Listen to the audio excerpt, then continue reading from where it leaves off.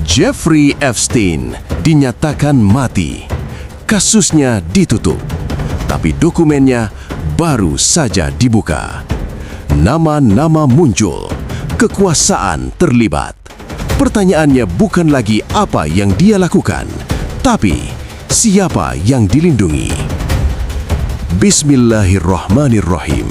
Assalamualaikum warahmatullahi wabarakatuh. Hari ini kita tidak bicara teori konspirasi. Kita bicara dokumen hukum.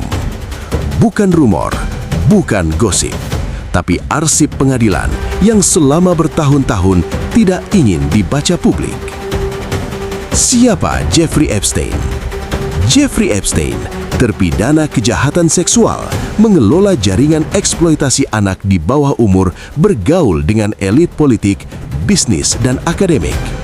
Ia bukan orang kecil. Ia pintu menuju lingkaran besar. Lalu, apa itu The Epstein Files?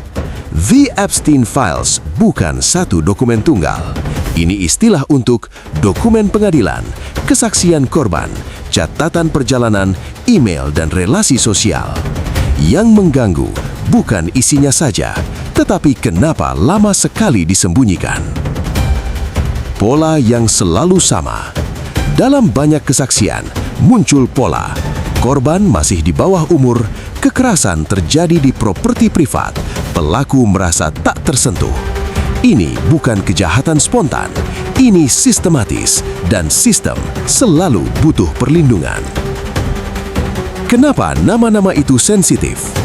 Penting dicatat, disebut dalam dokumen sama dengan tidak bersalah. Disebut dalam kesaksian tidak terbukti di pengadilan.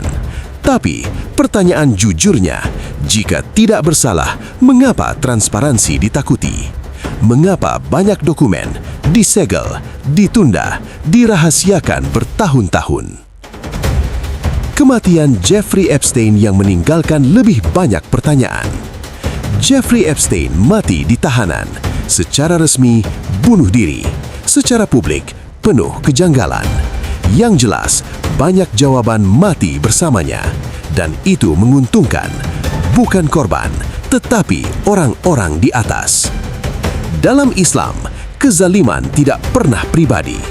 Dosa yang dilindungi kekuasaan lebih besar bahayanya. Allah membela yang tertindas, bukan yang berpengaruh. Dan janganlah kebencian suatu kaum membuat kamu berlaku tidak adil. Quran Surah Al-Ma'idah ayat 8. Maka, sikap kita tidak menghakimi tanpa bukti, tidak menutup mata karena kekuasaan. Jika kejahatan bisa disembunyikan bertahun-tahun, dilindungi oleh sistem, ditutup dengan satu kematian, maka pertanyaannya bukan tentang Epstein, pertanyaannya tentang dunia yang kita tinggali. Kebenaran tidak selalu hilang, kadang ia hanya ditunda. Dan setiap file yang dibuka hari ini adalah pengingat bahwa keadilan tidak mati selama ada yang berani bertanya. Jangan telan narasi mentah-mentah, baca dokumennya, pahami batas fakta dan tuduhan. Karena kebenaran tidak butuh sensasi, tapi keberanian.